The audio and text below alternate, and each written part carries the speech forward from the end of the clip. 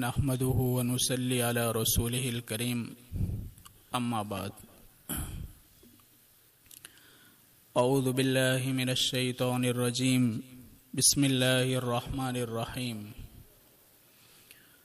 ولا تركنوا الى الذين ظلموا فتمسكم النار وقال الله تعالى هل أتى على الإنسان حين من الدهر لم يكن شيئا مذكورا إنا خلقنا الإنسان من نطفة أمشاج نبتليه فجعلناه سميعا بصيرا إنا هديناه السبيل إما شاكرا وإما كفورا وقال النبي صلى الله عليه وسلم الدنيا كلها متاع وخير متاعها المرأة الصالحة او كما قال رسول الله صلی اللہ علیہ وسلم۔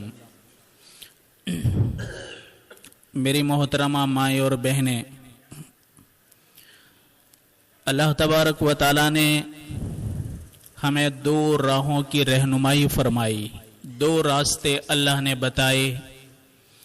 اللہ فرماتے ہیں کہ ہم نے انسان کو ایک حقیر چیز سے پیدا کیا، ایک مخلوط نطفے سے پیدا کیا۔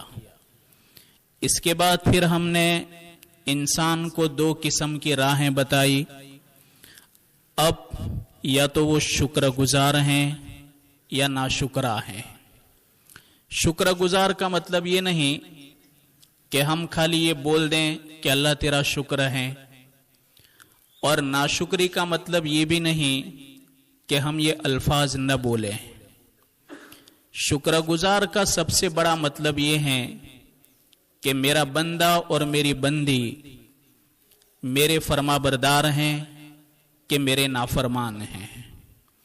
اگر فرما بردار ہیں تو اللہ فرماتے ہیں کہ شاکرن، اور اگر نافرمان ہیں تو یہ کفورا ہیں، اللہ کے نافرمان اور اللہ تبارک و تعالیٰ کی نعمتوں کی ناشکری کرنے والے لوگ ہیں۔ میری مائیں اور بہنیں، اللہ نے ہم کو ایمان کی دولت سے نوازا، یہ اللہ کا بہت بڑا احسان ہے۔ اس سے بڑا احسان نبی کریم صلی اللہ علیہ وسلم نے کئی قربانیاں دے کر کے اور کئی مشقتیں اٹھا کر کے ہم کو جنت کا راستہ بتایا، اور اللہ کے حبیب نے 23 سال مشقتوں کا سامنا کر کے ایمان والوں کو اور اللہ کے بندوں کو اللہ سے جوڑ دیا۔ میری مائیں اور بہنیں، آپ نے ایک واقعہ شاید سنا ہوگا۔ اللہ کے نبی کی ازواج مطہرات امت کی ماؤں میں ایک ماں ہے حضرت ام سلمہ۔ حضرت ام سلمہ رضی اللہ تعالی عنہا، ان کا اصل نام تو ہے ہند، ان کی کنیت ہے ام سلمہ، اور ان کی امی کا نام ہے عاتقہ، ان کے ابا کا نام ہے سہیل۔ ان کا نکاح ہوا تھا عبداللہ سے، جن کو کتابوں کے اندر ابو سلمہ سے یاد کیا جاتا ہے۔ ام سلمہ نبی کریم صلی اللہ علیہ وسلم کی پاک بیویوں میں سے ایک بیوی ہیں، ہماری ماؤں میں سے ایک ماں ہیں، اور ابو سلمہ ان کے شوہر ہیں جن کا نام تھا عبداللہ۔ ان کا ایک لڑکا تھا جس کو سلمہ کہتے تھے۔ سلمہ عرب کے اندر سلمہ لڑکوں کا نام ہوتا تھا، آج بھی ہوتے ہیں۔ اب جب یہ ایمان میں داخل ہوئے، انہوں نے ہجرت کرنے کا ارادہ کیا مدینہ منورہ کی طرف۔ ام سلمہ اور ابو سلمہ دونوں اپنے لڑکے سلمہ کو لے کر کے مکہ سے مدینہ کی طرف جا رہے ہیں۔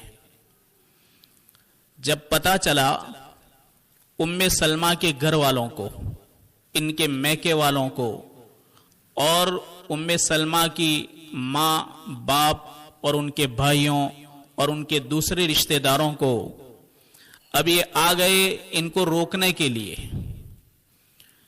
अबू सलमा और उम्मे सलमा दोनों ऊंट के ऊपर तो सवार थी हजरत उम्मे सलमा और उनका लड़का सलमा, और ऊंट की दूरी और लगाम पकड़ के चल रहे थे अबू सलमा उनके शौहर।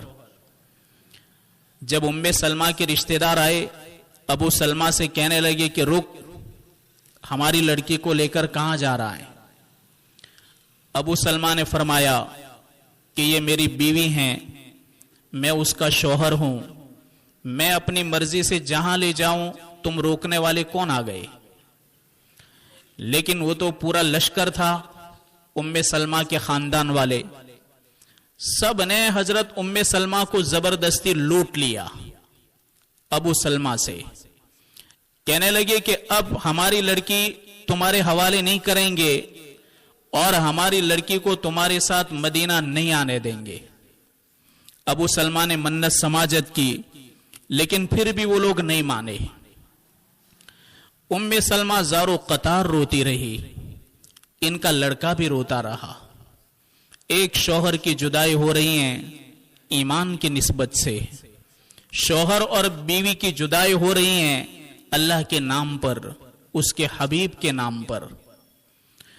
अब जब अबू सलमा उनके शौहर के रिश्तेदारों को पता चला कि हमारे लड़के से उसकी बीवी छीन कर ले गए, ये भी तो थोड़ी खामोश बैठने वाले थे, वो आ गए, तलवारें लेकर वो भी हाजिर हो गए।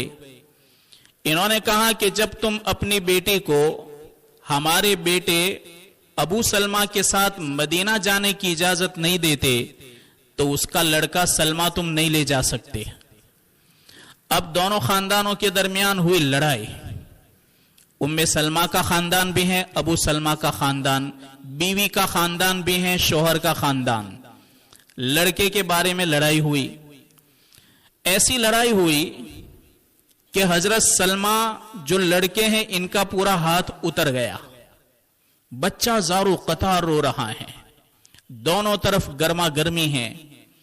अबू सलमा ने खाली अपनी बीवी उम्मे सलमा से कहा कि उम्मे सलमा, हिंद, मैं तुम्हारा शौहर हूं, तुम मेरी बीवी हो, मैं भी हिजरत करना चाहता था अल्लाह और उसके रसूल के लिए, और तू भी अपने वतन को छोड़ना चाहती थी अल्लाह और उसके रसूल के लिए, लेकिन मैं तो तुम्हें आज मजबूरी की वजह से छोड़ रहा हूं। लेकिन याद रखो, अल्लाह और उसके रसूल के दामन को कभी न छोड़ना, अल्लाह और उसके रसूल के तरीकों को हरगिज न छोड़ना, और ईमान से कभी न हटना। हजरत उम्मे सलमा अपने शौहर का आखिरी दीदार कर रही थी, ज़ारो कतार रो रही थी। सलमा लड़का भी बाप से जुदा हो रहा है, बीवी एक तरफ है, मैके वाले उनको ले गए, सलमा लड़का एक तरफ, अबू सलमा वाले उनको ले गए। अबू सलमा एक तरफ कि वो मदीना जाने के लिए तैयार हो गए, अब वो जा रहे हैं मदीना की तरफ। चले गए, लड़का जुदा हो गया, बीवी जुदा हो गई, शौहर भी जुदा, तीनों जुदा हो गए अल्लाह और उसके रसूल के नाम पर और ईमान के नाम पर। मेरी माँ और बहनें, उम्मे सलमा हर दिन ज़ारो कतार रोती थी। हजरत उम्मे सलमा खुद फरमाती हैं कि जब शाम का वक्त होता तो शाम के वक्त मैं मक्का से बाहर निकलती और उस जगह पर आती जिस जगह पर मैंने मेरे शौहर की आखिरी जियारत की थी, आखिरी दीदार किया था। वहां आकर के शाम के वक्त ज़ारो कतार रोती, सर पटक कर रोती कि ये जगह है जहां हम दोनों मियां बीवी अलग हुए, ये वो जगह है जहां मैं अपने बेटे से जुदा हुई, ये वो जगह है आसमान की तरफ, खुले आसमान की तरफ देखकर कहती, या अल्लाह तू गवाह रहना कि इसी जगह से मैंने अपने शौहर को खोया है, इसी जगह पर मैंने अपने बेटे सलमा को खोया है। आसमान तो गवाह रहना, कयामत के दिन गवाही देना, ये सिर्फ और सिर्फ اللہ اور اس کے رسول کی محبت کے لیے ہم نے جدائی کو برداشت کیا ہے۔ دوسرے دن شام کے وقت آتی، زارو قطار روتی تھی، ادھر لڑکا بھی روتا، چونکہ ماں کی ممتا نہیں، ماں کی محبت نہیں، اور باپ کی شفقت اور باپ کا پیار نہیں، دونوں طرف سے پیار کھو چکا لڑکا بھی زارو قطار روتا تھا۔ ادھر ابو سلمہ تھے جو مدینہ منورہ میں تھے، تنہائی تھی، بیوی کی جدائی تھی، بچے کی جدائی تھی، وہ بھی زارو قطار رو رہے تھے۔ 3 قبیلے الگ ہیں، 3 جگہیں الگ، تینوں جگہ پر زارو قطار رو رہے ہیں۔ ام سلمہ کی حالت بگڑ گئی، بھری جوانی تھی، لیکن جدائی صرف اللہ اور اس کے رسول کی نسبت سے ہوئی تھی۔ میری ماں اور بہنیں، آپ یہاں پر بات سننے کے لیے یوں نہیں آ گئی، یہاں آنے کے لیے ام سلمہ کی قربانیوں کا دخل ہے، حضرت سلمہ کے قربانیوں کا دخل ہے، ابو سلمہ اور ام سلمہ کی جدائی کا بھی دخل ہے۔ ایمان یوں نہیں مل گیا، اور ہمارے گھروں کے اندر نمازیں یوں نہیں آ گئی، اور اتنی مسجدیں یوں ہی نہیں بن گئی۔ معصوم بچے ہیں جو یتیم ہوئے، اور بھری جوانی والی عورتیں تھیں کہ جو بیوہ بن گئی، اور ہمیشہ ہمیش کی جدائیاں ہوئی، تب جا کر کے یہاں دین کی بات سننا نصیب ہوا ہے۔ آسان نہ سمجھو اس کو، آسان نہ سمجھو، حقیر نہ سمجھو، ایک بہت بڑا انعام ہے جو اللہ نے دیا ہے، ایک موقع ہے جو اللہ نے دیا ہے، کہ جو موقع ہاتھ سے جائے گا کبھی واپس نہیں آئے گا۔ تو دونوں رو رہے ہیں، روتے روتے ان کی حالت بگڑ گئی ام سلمہ کی۔ وہ فرماتی ہیں ایک دن میرے چچا کا لڑکا میرے خاندان والوں کے پاس گیا اور کہنے لگا کہ تم کتنے بے رحم ہو، کہ تمہیں اپنی لڑکی پر رحم نہیں آتا، اپنی لڑکی کے اوپر تمہیں رونا نہیں آتا۔ ہر دن شام کو وہ روتی ہیں، اس کی آنکھیں دھس گئی اور وہ لکڑی جیسی ہو گئی سوکھ کر کے، اور اس کی جوانی بڑھاپے میں بدل گئی۔ تمہیں رحم نہیں آتا کہ تم نے اس کو اپنے شوہر سے الگ کر دیا، کم از کم اس کے شوہر تک تو جانے دو، اور کم از کم اس کو اپنا بیٹا سلمہ اس کا چہرہ تو دیکھنے دو۔ جب بڑے بوڑھوں کو بہت سمجھایا تو بڑے بوڑھے تیار ہو گئے اور ام سلمہ کو جانے کی اجازت دی مدینہ منورہ کی طرف۔ جب انہوں نے اجازت دی تو ابو سلمہ کے جو رشتہ دار تھے، یعنی سلمہ کے دادا اور دادی اور ان کے چچا، انہوں نے دیکھا کہ ہمارے لڑکے کے پاس ان لوگوں نے اپنی بیوی کو جانے کی اجازت دی، تو پھر سلمہ بھی دے دیا، سلمہ کو دے دیا۔ ام سلمہ کو کہا کہ لو یہ تمہارا لڑکا ہم نے تم کو دے دیا۔ اب ام سلمہ تنہا ایک عورت، مکہ سے مدینہ 500 کلومیٹر، یہاں سے بمبئی تک کتنا دور ہے، سواریوں کا انتظام تو گھوڑا ہے یا اونٹ ہیں یا پھر پیدل یعنی پیر پر چلنا ہے۔ حضرت ام سلمہ تنہا اپنے لڑکے سلمہ کو لے کر کے اپنے شوہر کے پاس جانے کے لیے تیار ہو گئی، مکہ سے مدینہ اونٹ پر سوار ہوئی۔ فرماتی ہیں میں جیسے ہی مکہ سے باہر نکلی، سنگلاخ وادیاں، ہر طرف نوکدار پہاڑ، انجانے وادیاں، گھبراہٹ، ڈر اور تنہائی، یہ سب کچھ مجھے ستا رہی تھی۔ میں کیا دیکھتی ہوں، میں نے ایک آدمی کو دیکھا جن کا نام ہے عثمان بن طلحہ، جن کے پاس خانہ کعبہ کی چابی رہا کرتی تھی۔ ابھی وہ ایمان میں داخل نہیں ہوئے تھے، اچانک وہ کہیں سفر میں جا رہے تھے۔ مجھے کہا کہ ام سلمہ تم کہاں جا رہی ہو؟ میں نے کہا کہ میں تو مدینہ جا رہی ہوں۔ کہا کس کے پاس؟ کہا میرے شوہر ابو سلمہ وہاں ہیں، تو ہم دونوں 1.5 سال سے جدا ہیں، تو میں اب مجھے میرے خاندان والوں سے میں رہا ہوئی، میرے لڑکے کو لے کر جا رہی ہوں۔ تو عثمان بن طلحہ نے کہا کہ ایک کام کر، میں سفر میں اسی سمت میں جا رہا ہوں، اب اگر تو چاہے تو میں تو ہوں پرایا مرد، तू है पराई औरत, अगर तू चाहे कि तू मेरे पीछे चले और तुझको वहशत और चोरों और डाकुओं और लुटेरों का डर न रहे तो तुम ऐसा कर सकती हो। हजरत उम्मे सलमा खुद फरमाती हैं, देखो दौरे जाहिलियत, जहालत तो क्या कुफ्र है, लेकिन फिर भी शर्म व हया देखो।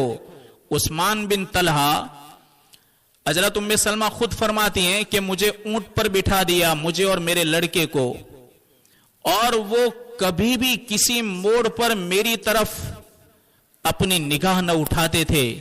जहां कहीं भी मुझे कोई जरूरत होती तो उतार करके दूर दरख्त के नीचे जाकर के वो लेट जाते थे, बैठ जाते थे। इतने में अपने कामकाज जरूरत से फारिग हो जाती। इसके बाद फिर मैं ऊंट पर बैठती तो आप ऊंट को चलाते। तकलीफों मशक्कतों के बाद एक अरसे के बाद मैं मदीना मुनव्वरा पहुंची। जब वहां पहुंची, मेरे शौहर मुझको देखकर ज़ारो कतार रोने लगे, अपने बच्चे को देख करके भी ज़ारो कतार रोने लगे। बड़ा अजीब मंजर था, ऐसा मंजर मैंने अपनी जिंदगी के अंदर कभी न देखा था। ऐसी जुदाई मैंने कभी नहीं देखी थी, और इतना जुल्म मेरे ऊपर किया गया कि हर दिन कोई न कोई मक्का के अंदर मुझे मारता था, और हर दिन मैं अपने शौहर और अपने बेटे के ऊपर रोया करती थी। लेकिन अल्लाह ताला ने वो जुदाई खत्म की और हम दोनों मिल गए, आपस में दोनों मिल गए। इसके बाद मैंने अल्लाह और उसके रसूल की निस्बत से अपने वतन को छोड़ करके मदीना की तरफ हिजरत की। अल्लाह ने मुझे कामयाबी अता फरमाई। मेरी माँ और बहनें ये एक औरत हैं, ये एक औरत हैं जिसने अपने ईमान की हिफाजत के लिए और नबी करीम सल्लल्लाहु अलैहि वसल्लम के लाए हुए प्यारे दीन के लिए अपने तमाम रिश्तेदारों की मोहब्बत को कुर्बान किया, अपने प्यारे वतन को कुर्बान किया, और घर से बेघर दर बदर इस तरीके से तकलीफों को सहती हुई एक औरत तन्हा अपने बेटे को लेकर मदीना मुनव्वरा पहुंची। मेरी माँ और बहनें, ये दास्तान है इस हकीकत के पीछे कि जिसको हमने समझा नहीं है। ये हकीकत है जिसको हमने कभी भी नहीं सुना। ये हकीकत है जिसका एहसास हमने कभी नहीं किया। बोलना आसान है, सुनना भी आसान है। कानों की लज्जत होती है और थोड़ी देर के लिए सुनने का मजा आता है, पर मेरी माँ और बहनें, पता उनको होता है जिनके ऊपर दुख सवार होते हैं, दर्द सवार होते हैं, इनकी जिंदगियां उजड़ जाती हैं और वो अपने आप को दुनिया के अंदर अकेला महसूस करते हैं। पता तो उनको होता है हमने क्या दिया, हमने क्या खोया, ईमान और यकीन और दीन की निस्बत से हमारा क्या गया, हमने कौन सी कुर्बानियां दी और हमने क्या किया। हमने कुर्बानियां तो क्या दी। एक जमाना था कुछ साल पहले कि हमारे घर के अंदर खाने नहीं होते थे, एक वक्त का खाना 2 वक्त खाते थे, और इतनी गुर्बत थी कि मुश्किल से लोगों को कपड़ा नसीब होता था और घरों के अंदर दिया जलता था। लोग बैलगाड़ों के अंदर सफर करते थे और अच्छी तरीके से अपनी जरूरतों को पूरा भी नहीं कर सकते थे। झोंपड़ों के अंदर रहते थे, झोंपड़ों के अंदर पंखे भी नहीं होते थे और छोटे छोटे झोंपड़े होते जिसके अंदर एक दूसरे से पर्दा करने के लिए चादरों को लटका दिया करते थे। पूछो 50 साल उम्र जिसकी हो, 60 साल जिनकी उम्र हो, इनको पूछो कि इन्होंने किस तरह दिन काटे। 2 पैसे हाथ में आ गए, अल्लाह ने हमारे बुजुर्गों की दुआओं की बरकत से और इनके रातों के रोने की वजह से, रातों को धाड़े मारने की वजह से 2 पैसों की सहूलत दे दी तो आपे से बाहर निकल गए। और जिस खुदा ने हम पर रहम करम का मामला किया और अल्लाह ने अपने बुजुर्गों के सदके तुफेल हमें सहूलत दी, हम उसी रब के बागी बन गए, बगावत करने लगे। याद रखो, अल्लाह तबारक व तआला जिस माल को देने पर कादिर हैं, उस माल को लेने पर भी अच्छी तरह कादिर हैं। आप देखो, एक वक्त था कि लोग बड़े मालदार थे, रेल पेल थी, चंद दिनों और चंद महीनों के अंदर हालात ने करवट ली, आज मांगने पर मजबूर हो गए। और आज जिंदा है वो लोग, मर नहीं गए, नहीं मर गए, आज ज़कात के मुस्तहिक बन गए। और हम जिनको देखते थे कि कल तक हाथ फैला रहे थे और लोगों से मदद मांगते थे, आज वो देने वाले बन गए।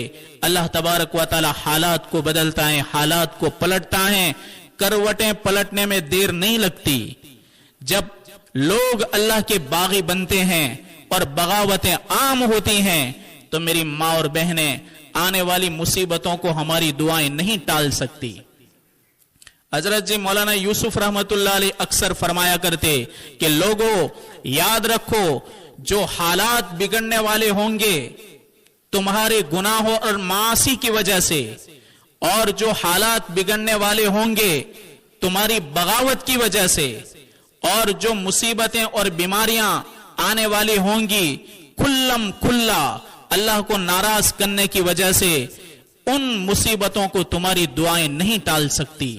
तुम्हारे बुजुर्गों की दुआएं भी रंग नहीं ला सकती कि जो मुसीबतों की वजह से हालात आने वाले होंगे। ये बहुत बड़े आलिम दीन थे, बहुत बड़े अल्लाह के नेक वली थे। वो फरमाया करते, अक्सर अपनी बातों के अंदर कहा करते कि जब लोग बागी बन जाएं और लोग हालात को बिगाड़ने में और अल्लाह के अजाब को दावत देने में पहल करने लगे, तो याद रखो फिर रातों को धाड़े मारकर रोना भी काम नहीं आता। मेरी माँ और बहनें, हालात हम देखते हैं, बीमारियां हमारे सामने हैं, और अहले ईमान के साथ, ईमान वालों के साथ जो बर्ताव हो रहे हैं पूरी दुनिया के अंदर, ये सब हमारे सामने हैं।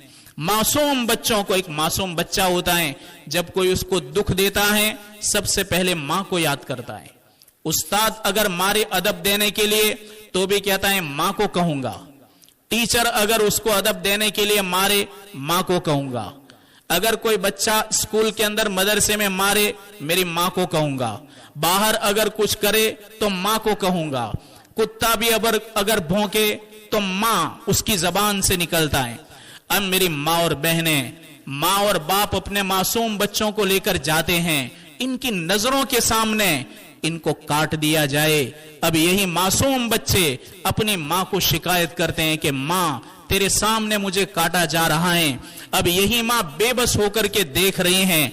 ये हालात अभी हो रहे हैं, हालात हो रहे हैं। हालात कब बिगड़ते हैं? हालात उस वक्त बिगड़ते हैं जब ईमान वाले खुल्लम खुल्ला बगावत करते हैं।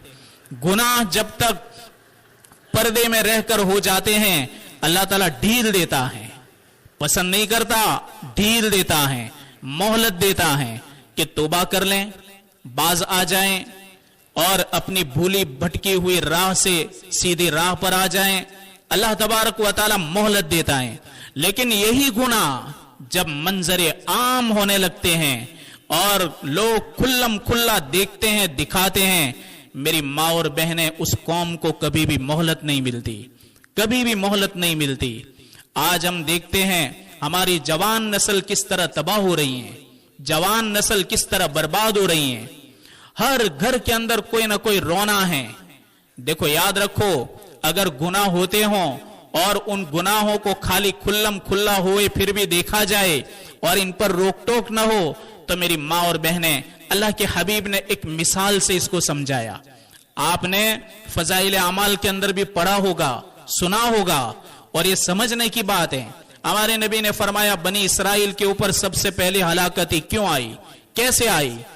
इसलिए हलाकती आई कि ये लोग बड़े गुनाह करते, लेकिन एक जमाना था कि वो रोकते। इसके बाद एक जमाना ऐसा भी आया कि इन्होंने बोलना बंद कर दिया, यानी गुनहगारों को नहीं रोकते थे। एक जमाना ऐसा आया कि उनके साथ खाने लगे और पीने लगे। अब अल्लाह ताला ने उनकी उल्टी गिनती शुरू कर दी। बनी इसराइल को दुनिया से अल्लाह ने मेट दिया, खत्म कर दिया।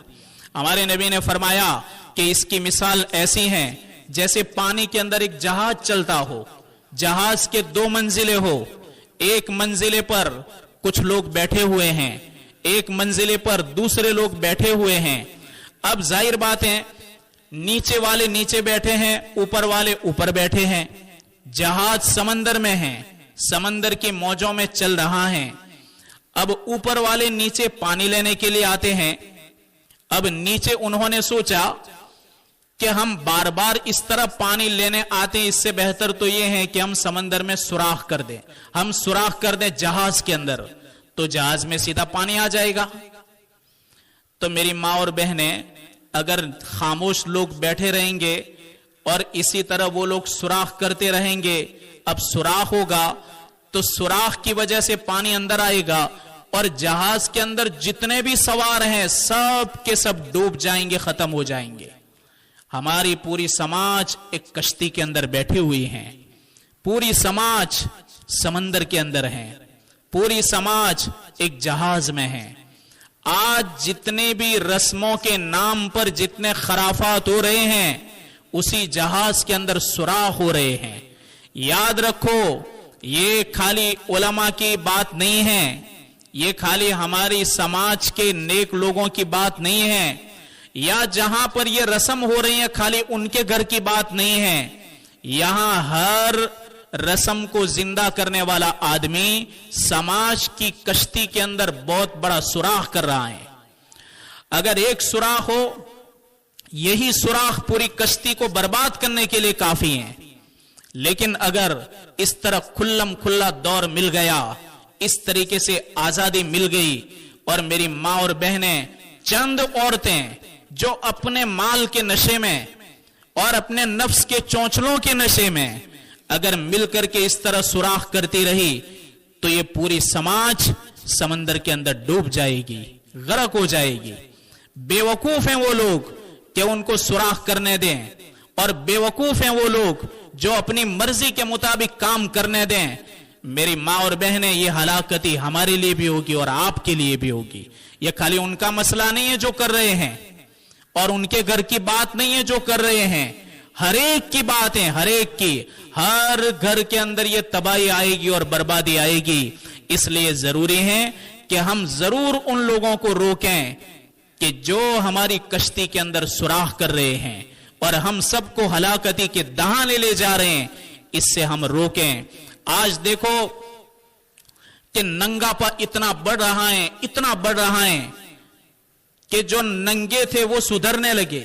जो कौमें नंगापे की वजह से हलाक हुई, वो इससे बाज आ गई कि इससे बाज आ जाओ, इसमें सरापा हलाकती हैं। और जिनको अल्लाह के हबीब ने हया और शर्म की चादर उड़ा दी थी, अल्लाह तबारक व तआला ने जिनको बेहतरीन मकाम अता फरमाया था, आज उन्हीं के नक्शे कदम चलने लगी।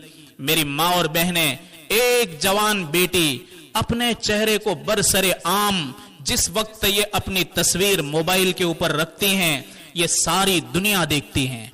हजारों भेड़िए और दरिंदे और कुत्ते देखते हैं। इन्हें क्या खबर, इन्हें क्या पता और इन्हें क्या मालूम कि जिसको अल्लाह के नबी ने बेहतरीन शर्म और हया की चादर उड़ा दी थी, यही आज आवारा औरतों की तरह अपनी तस्वीरों को रखती हैं मोबाइल के ऊपर।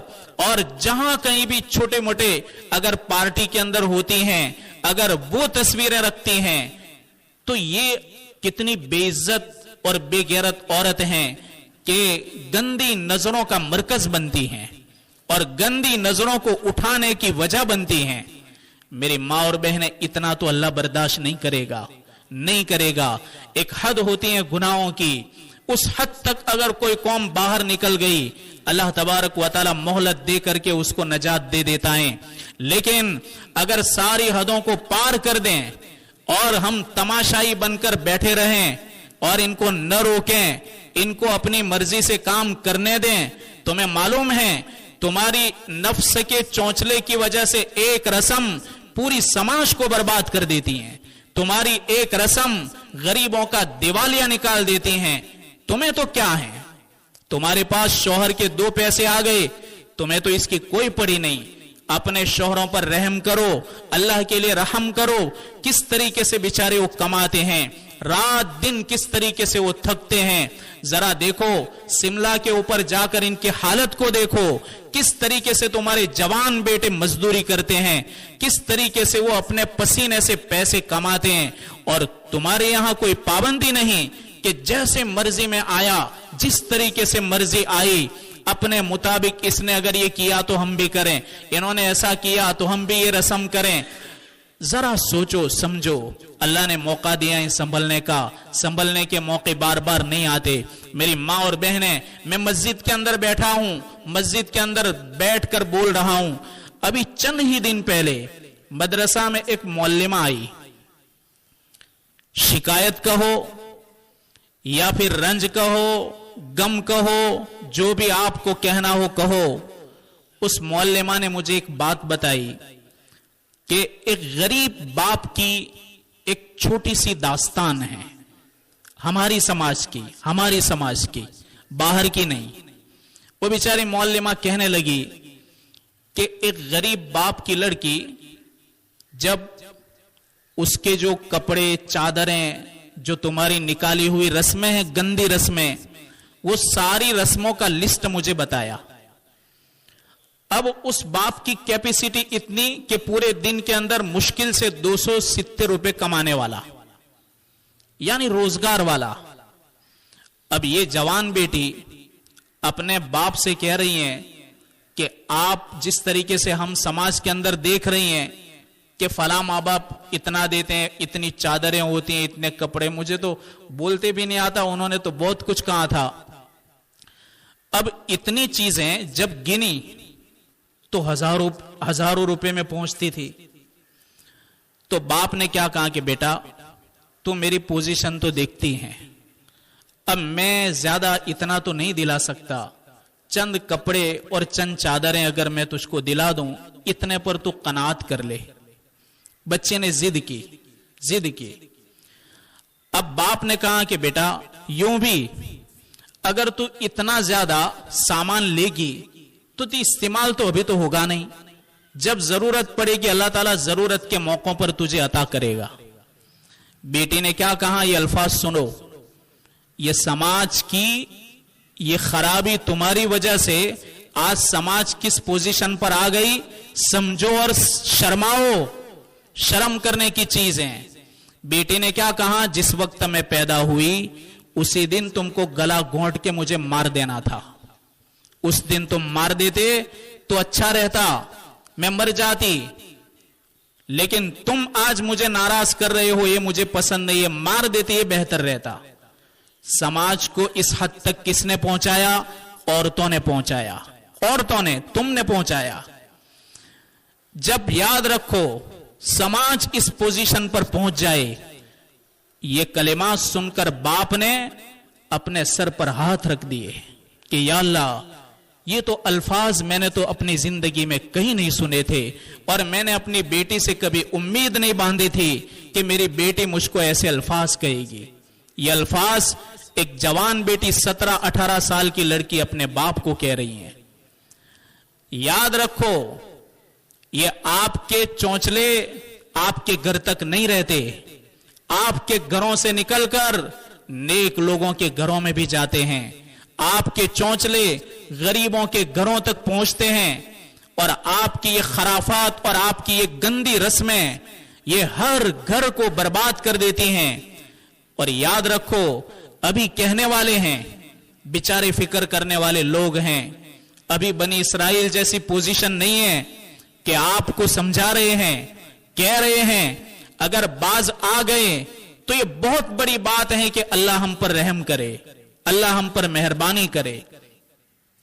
باقی علماء کے پاس تو اللہ کا دیا ہوا یہ ایک جذبہ بھی ہے کہ اگر یہ خرافات بند نہیں کرو گی تو ہم نکاح بھی نہیں پڑھائیں گے۔ کیا کر لیں گے آپ؟ نکاح بھی نہیں پڑھائیں گے۔ یہ جذبہ ہیں، دینی جذبہ ہیں۔ اگر برسر عام اگر قابو میں نہیں آیا اور تم اپنے چونچلوں سے باز نہیں آئی اور اٹھتی ہوئی رسموں کو لگام نہیں دیا تو میری ماں اور بہنیں یاد رکھو یہ سوچنے پر بھی سماج مجبور ہو جائے گی۔ تو ہمیں سوچنا ہے، اور ہر علاقے کے اندر جوڑ کر کے خاص کر کے ماں بہنوں کو آگاہ کیا جاتا ہے، میری ماں اور بہنیں آپ کے یہ دنیاوی رسموں کا اثر جو پلنے والی اولاد ہوتی ہے ان پر بھی پڑتا ہے۔ آج دیکھو ہمارے لڑکے, کبھی ہمارے سماج کے اندر ایک زمانے میں جوان بیٹے حجام کی دکان پہ جاتے, کہتے بال کٹوانے, کیسے؟ اسلامی بال. اسلامی بال, اسلامی بال کیسے؟ ایک دم چھوٹے چھوٹے, ہر جگہ سے برابر. جوان بیٹے کہتے تھے اسلامی بال کٹوانے ہیں. یہ ہمارے جوانوں کے الفاظ تھے. جس وقت تک کون تھا؟ ہمارے بڑے بوڑھے تھے, بڑے بوڑھے تھے, ان کی دینداری تھی. اللہ تبارک و تعالیٰ نے ان کی دینداری کے صدقے میں ان کو اتنا سادہ بنایا تھا, اتنا سادہ بنایا تھا کہ حجام کی دکانوں پر جوان بیٹوں کی لائنیں لگتی اسلامی بال کٹوانے کے لیے. آج اونٹوں کے کوہانوں کی طرح ہمارے نبی نے فرمایا کیف بکم, اور تمہارا کیا بنے گا جس وقت تمہاری نوجوان نسل تمہاری ہاتھ سے نکل جائے گی. صحابہ اکرام کو تعجب ہوا کہ یا رسول اللہ صلی اللہ علیہ وسلم, کیا یہ ہوگا کہ ہماری نوجوان نسل ہمارے کہے سے باہر نکلے, اور کیا یہ نوجوان نسل ہماری نافرمان بن جائے؟ کیا یہ ہوگا؟ آپ نے فرمایا بہت ہوگا, کم نہیں, بہت ہوگا, بہت ہوگا. جو ہم دیکھ رہے ہیں, آپ کو ایک بات بتاؤں, شاہ مجدد الفسانی رحمت اللہ علیہ, علماء کے دل کی دھڑکن ہے یہ آدمی, کہ جنہوں نے بہت بڑا انقلاب برپا کیا تھا ایک زمانے کے اندر, اور ایمان سے پھرتے ہوئے لوگوں کو اس اللہ کے نیک ولی نے بچایا تھا. شاہ مجدد الفسانی رحمت اللہ علیہ, ان کی بیوی حمل سے تھی. اب ان کی بیوی دیکھو, ان کی بیوی کو اللہ نے الہام کیا. جو الہام بیوی کو ہو رہا ہے وہی الہام ان کے شوہر شاہ مجدد الفسانی کو بھی ہو رہا ہے. بیوی کو کیا الہام ہوا کہ دیکھ میری بندی, تیری کوکھ سے ایک لڑکا جنم لے گا جو موت تک کبھی گناہ نہیں کرے گا, گناہ کبیرہ سے پاک رہے گا. نبی ہوتے ہیں, نبی ان کو ہم کہتے ہیں معصوم, اور ولی کو کہتے ہیں محفوظ, گناہوں سے بچے ہوئے. یہی الہام شاہ مجدد الفسانی کو بھی ہو رہا ہے. اللہ فرماتے ہیں کہ دیکھ میرے بندے, تیرے گھر ایک لڑکا پیدا ہوگا, ہر قسم کے گناہوں سے پاک رہے گا. لڑکے کی ولادت ہوئی تو حضرت نے نام رکھا محمد معصوم, اپنے بیٹے کا نام رکھا. یہ بیٹا 9 سال کی عمر میں ولایت حاصل کر گیا. صرف 9 سال کا لڑکا ہے. ہمارے 9 سال کے لڑکوں کو اچھی طرح تمیز سے بولتا بھی نہیں آتا, اور یہ معصوم لڑکا 9 سال کی عمر میں عظیم ولایت کو حاصل کر رہا ہے, یعنی اللہ کا ولی بن رہا ہے. یہ جب دودھ پی رہے تھے, اپنی ماں کا دودھ پی رہے تھے, تو ایک بار عید کا چاند دکھا. آدھوں نے دیکھا, آدھوں نے نہیں دیکھا. جیسے کبھی آسمان صاف نہیں ہوتا تو چاند کے بارے میں کبھی اختلاف ہوتا ہے. تو عید کی نماز تو حضرت نے پڑھائی, شاہ مجدد الفسانی رحمت اللہ علیہ نے عید کی نماز پڑھائی. جب عید کی نماز ہو گئی تو کچھ لوگ آپ کے پاس آئے جنہوں نے عید نہیں پڑھی تھی. کہنے لگے حضرت آپ نے تو عید پڑھ لی, لیکن عید کی نماز ہوئی کہ نہیں ہوئی؟ شاہ مجدد الفسانی نے فرمایا کہ ہم نے تو دیکھا ہے تو ہو گئی ہے. انہوں نے کہا کہ آپ نے کس طرح دیکھا جبکہ اکثر لوگوں نے دیکھا نہیں؟ تو حضرت نے کہا ایک کام کریں, عید کا چاند ہوا کہ نہیں ہوا ابھی بات بالکل پکی ہو جائے گی. انہوں نے اپنی بیوی سے پوچھا کہ آج تیرے بیٹے محمد معصوم نے تیری چھاتی سے دودھ پیا تھا؟ کہنے لگی ان کی بیوی کہ ہاں آج پیا. 29 دن سے نہیں پی رہا تھا, آج پیا. چلو الحمدللہ. حضرت نے فرمایا الحمدللہ آج عید ہی ہے. لوگوں نے کہا کیسے, آپ کو کیسے پتا چلا؟ کہا میرا معصوم بیٹا بھی اللہ کی مخلوق کے ساتھ 29 دن روزے رکھتا رہا, اور میرے بیٹے نے سحر سے لے کر کے مغرب تک کبھی بھی 29 دن تک اپنی ماں کا دودھ نہیں پیا. آج اس نے دودھ پیا صبح سویرے.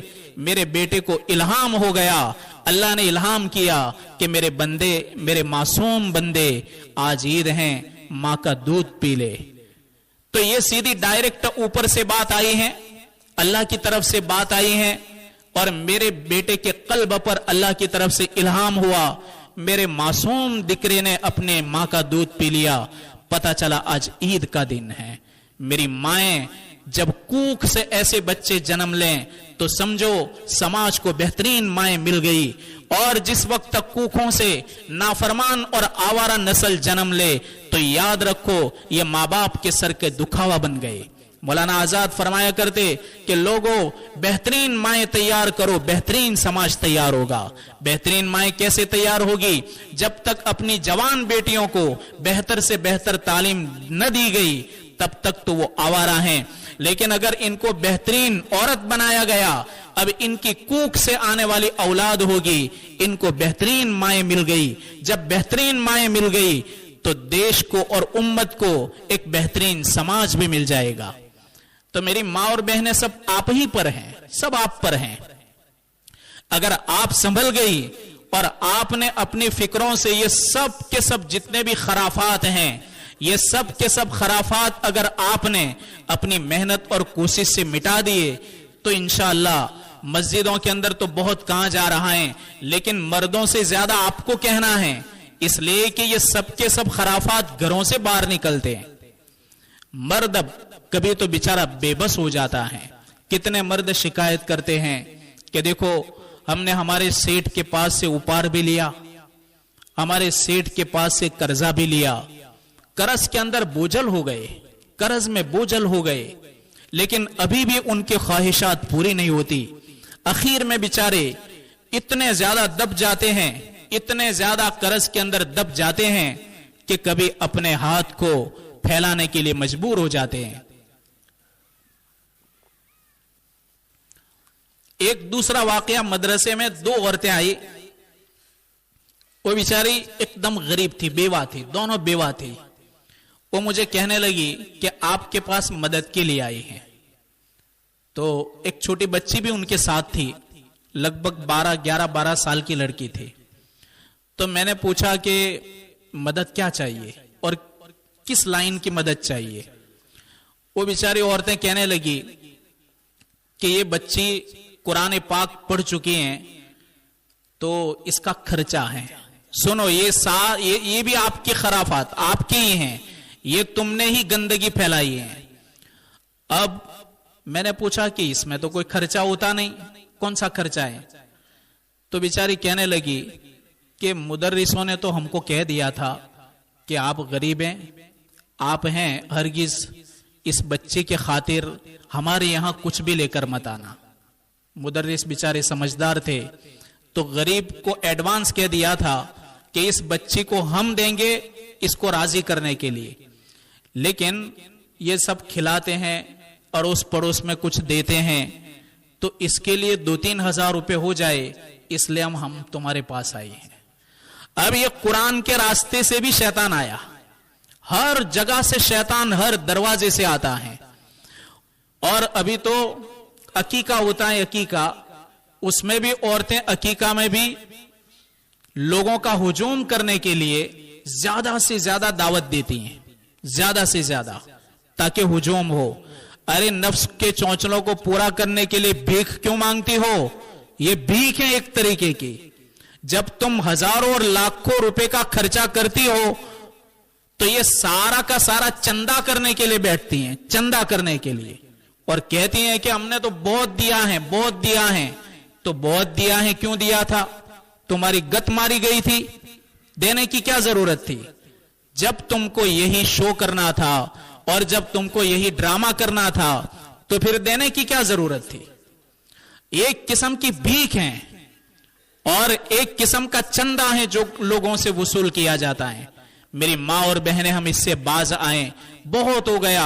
और भी चलने वाली जो रसूमात हैं, जो आपको तो अच्छी तरह पता है, हमको तो ये बोलते भी नहीं आता।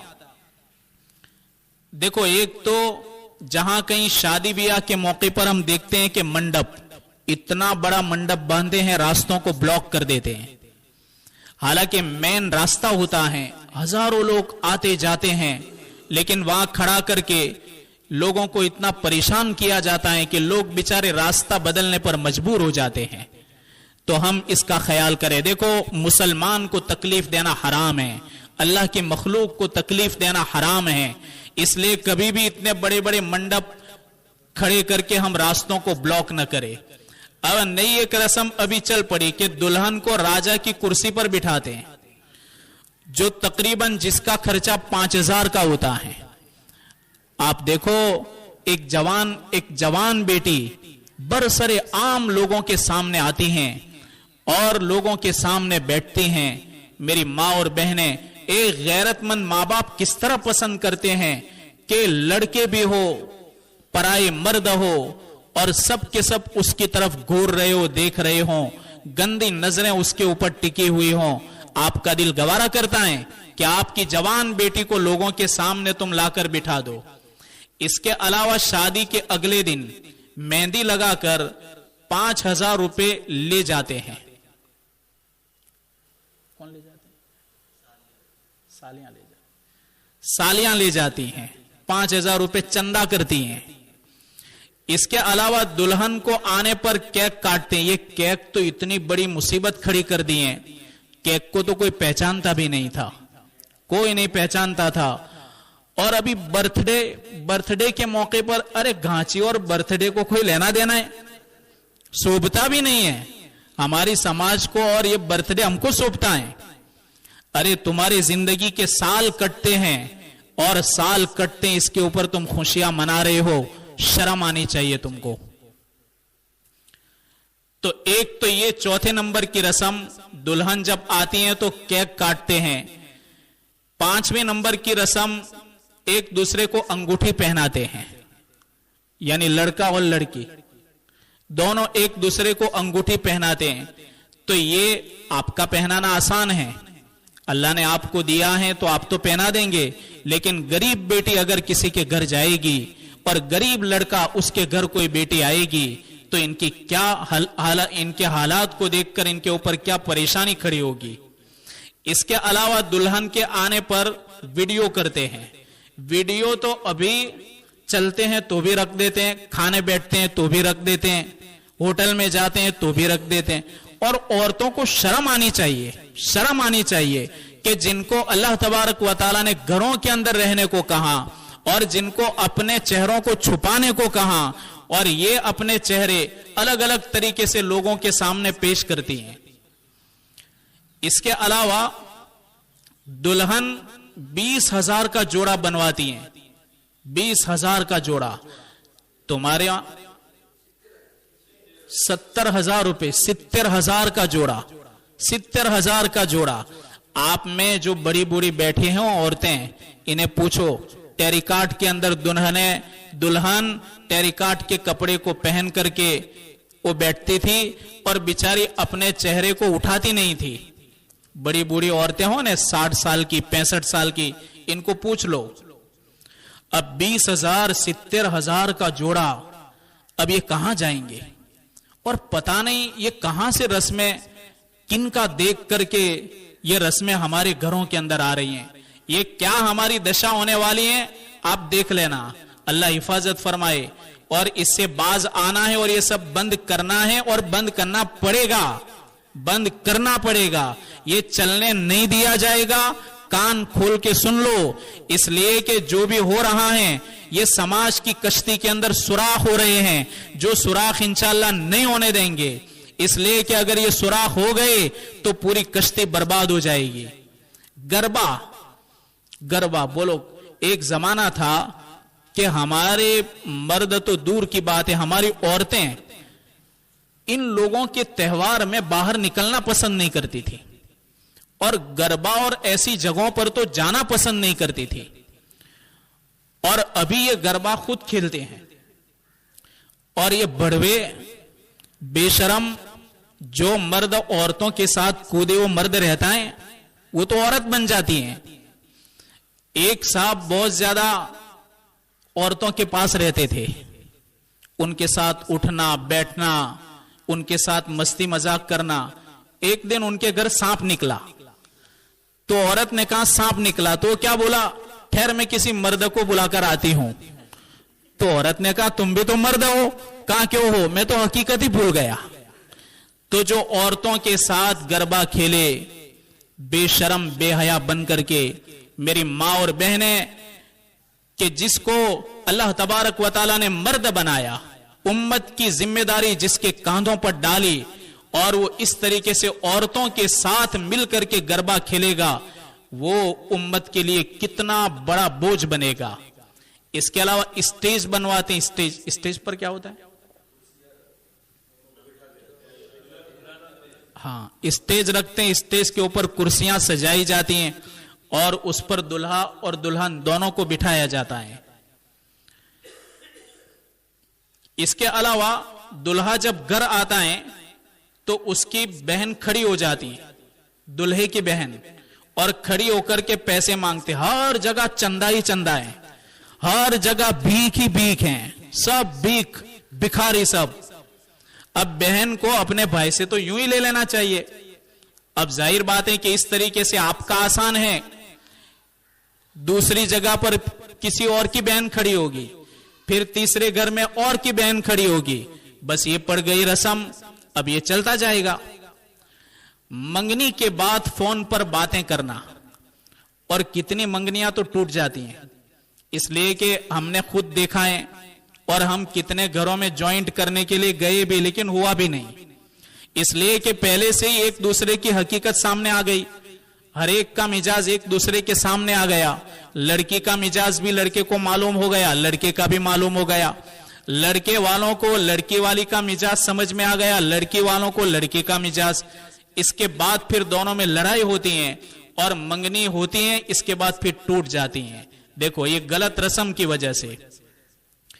اور منگنی ہونے کے بعد ابھی تو اس کی بیوی نہیں بنی، ابھی تو ایک دوسرے کو دیکھنا حرام ہے، اور ابھی سے گھومنے پھرنے کے لیے جاتے ہیں.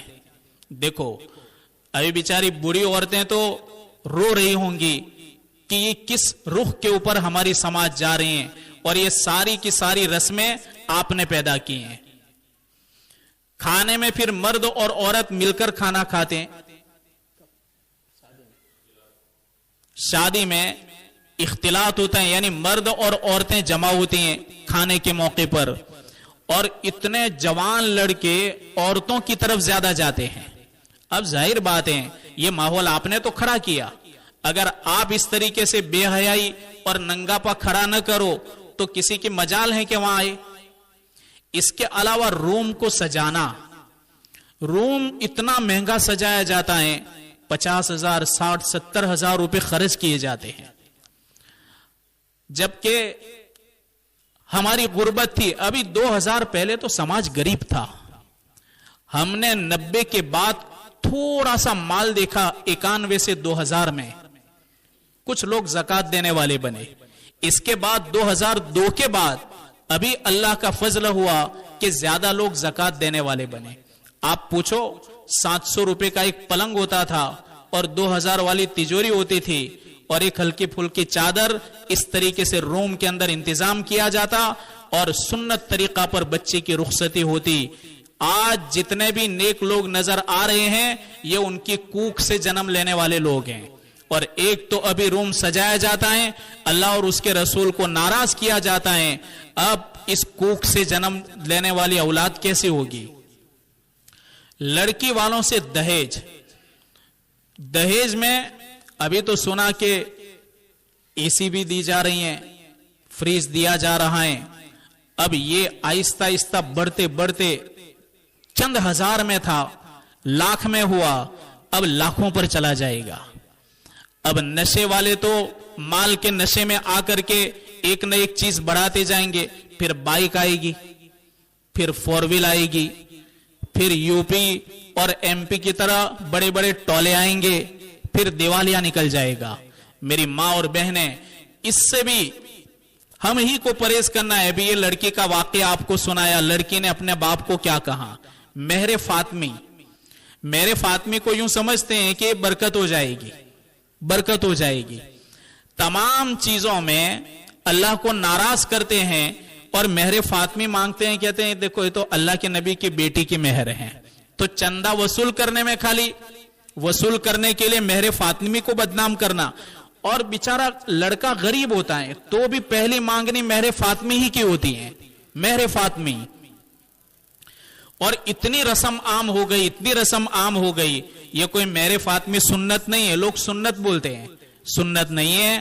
ہمارے نبی، آپ سیرت پڑھو، ہمارے نبی نے کس طریقے سے مہر دیا، صحابہ اکرام نے کس طریقے سے مہر دیا. مہر کی رقم الگ الگ ہوتی ہیں. مہر فاطمی کو سنت کے نام پر لوگ وصول کرتے ہیں، اور بعض جگہوں پر تو گویا ایک طریقے کا سودا ہوتا ہے.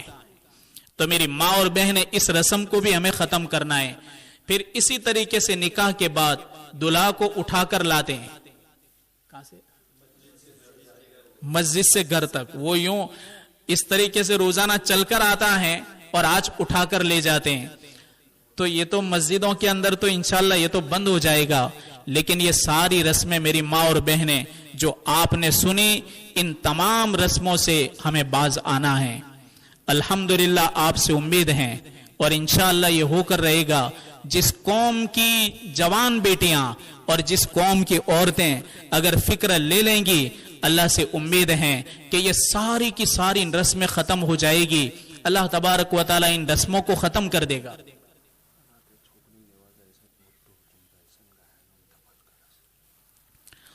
اور پھر رخصتی میں آپ نے سنا ہوگا کہ رخصتیاں ایک زمانے میں ہوتی تھی. ایک زمانے میں نہیں، ابھی چند سال پہلے اس طرح ہوتی تھی کہ دو بڑی بڑی عورتیں وہ بیچاری جاتی اور خاموشی کے ساتھ محلے میں کسی کو پتہ بھی نہیں چلتا تھا، اس طریقے سے لڑکی کو لے آتی تھی.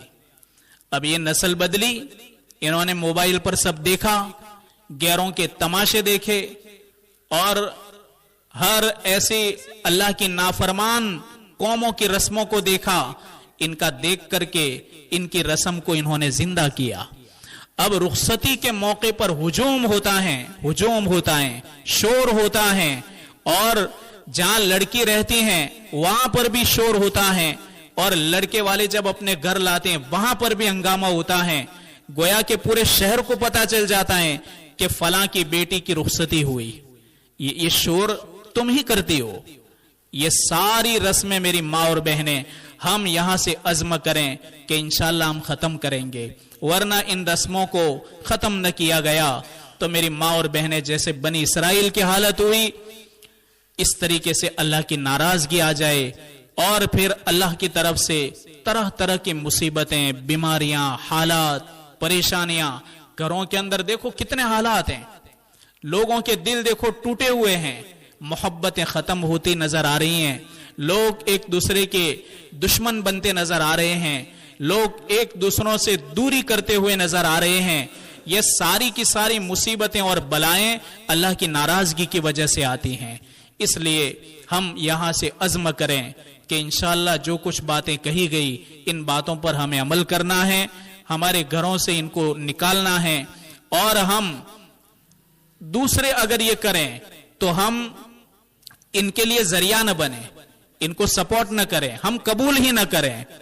شروع میں جب ننگ چل رہا تھا تو ننگ کو اتنی اہمیت دی تھی کہ لوگ اگر نکاح میں نہ آئے تو برداشت کر لیتے تھے، لیکن ننگ میں نہ آئے تو ان کو برا لگتا تھا. لیکن دل پر لیا، علماء کی محنت لگی، آپ نے دلوں پر لیا، تو اب سامنے سے کہہ دیتے ہیں کہ بھائی ہم نہیں آئیں گے، اور کوئی کرتا بھی نہیں ہے. اسی طریقے سے یہ رسمیں بھی ختم ہو جائے گی انشاءاللہ. اللہ تبارک و تعالی ہماری تمام شادیوں کو اور ہماری بیٹیوں اور ہمارے بیٹوں کو نبی کریم صلی اللہ علیہ وسلم کے قدم مبارک کے اوپر چلنے کی توفیق دے گا. ہم یہاں سے عزم کریں. اللہ کہنے سننے سے زیادہ عمل کی توفیق عطا فرمائے.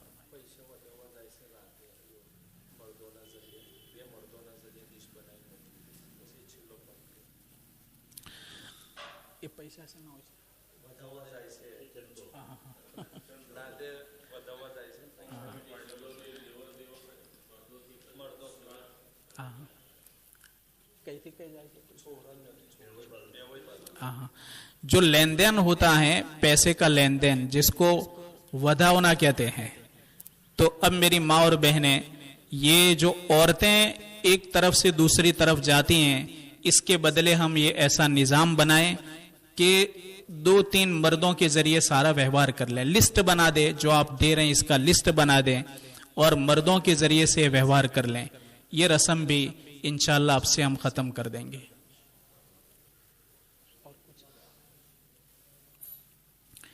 या रब्बी लकल हम्दु हम्दन दाइमन मा दवामिक व या रब्बी लकल हम्दु हम्दन खालिदन मा खुलूदिक अल्लाहुम्मा लकश शुक्र कुल्लुहु व लकल हम्दु कुल्लुहु व लकल खल्क़ु कुल्लुहु बियदिकल अम्रु कुल्लुहु अल्लाहुम्मा लकल हम्दु व अंतल मुश्तका व अंतल मुस्तान व ला हौला व ला कुव्वता इल्ला बिक या दल जलाली वल इकराम। मौला हम तेरे दरबार में बैठे हुए हैं, मौला तेरे दरबार के दरवाजे कभी बंद नहीं होते। मौला करीम ये तेरी बंदियां तेरी मोहब्बत में आई हैं, तेरे प्यारे हबीब की मोहब्बत में आई हैं। अगर दुनियावी बात होती तो ये तेरी बंदियां यहाँ ना आती और इतनी मोहब्बत के साथ न सुनती। तेरी मोहब्बत इनको खींच कर ले आई। मौला करीम कदम कदम पर इनकी मग़फ़िरत फरमा, इनके दर्जात को बुलंद फरमा। मौला करीम सही समझ हमें अता फरमा। मौला जब से ये उम्मत गैरों के तरीकों पर चली गई, तरह तरह की मुसीबतों में गिरफ्तार हो गई, दुनिया में जलील बनकर रह गई। मौला 313 थे लेकिन सरबलंद थे, 313 थे लेकिन दुनिया में इनका वजूद था, इनका मकाम था। अभी हम 100 करोड़ से ज्यादा हैं लेकिन मौला करीम तिनके और झाग की तरह नजर आ रहे हैं। तेरे प्यारे हबीब ने फरमाया कि मेरी उम्मत जिस वक्त रसूमात और दुनिया की मोहब्बत की तरफ ढलेगी, दुनिया में बेवक़ात हो जाएगी। मौला हम इसी तरह बेवक़त नजर आ रहे हैं। मौला हमें इज्जत अता फरमा, बुलंदी अता फरमा, तेरी मोहब्बत अता फरमा, ताआत का जज्बा नसीब फरमा, नाफरमानियों की नफरत हमारे दिलों में पैदा फरमा, हर किस्म की गंदी रस्मों से हमारी हिफाजत फरमा, हमारी नस्लों की हिफाजत फरमा, हमारी बेटियों को हजरत आयशा रजी अल्लाह ताला अन्हा वाली जिंदगी अता फरमा, हमारे बेटों को खुलफाए राशिदीन वाली जिंदगी अता फरमा।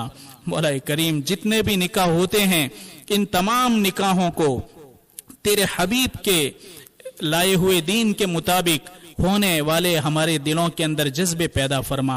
मौला जो लोग मेहनत करते हैं, उम्मत की फिक्रें करते हैं, दुनिया के अंदर इनको बेहतरीन बदला अता फरमा और तरक्कियात से माला माल फरमा, जज्बा मजीद अता फरमा, दिन दुगनी रात चुगनी तरक्कियात से माला माल फरमा। जो कुछ कहा गया इन बातों पर हमें अमल करने की तौफीक अता फरमा।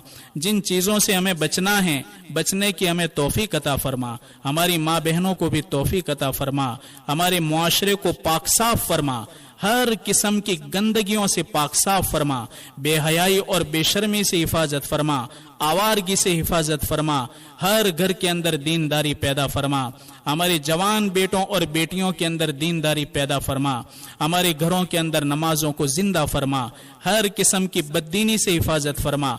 खैर की लाइन से तेरे प्यारे हबीब हजरत मोहम्मद सल्लल्लाहु अलैहि वसल्लम ने अपनी उम्मत के लिए जो कुछ मांगा उसमें हमारा और पूरी उम्मत का हिस्सा नसीब फरमा।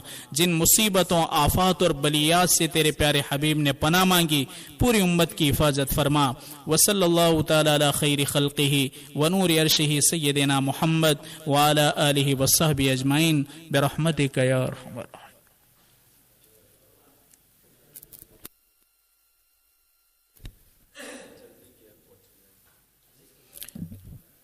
मस्तूरात जल्दी अपने घरों की तरफ रवाना हो जाए, टोले न करें, जल्दी जल्दी जगह से हट जाए।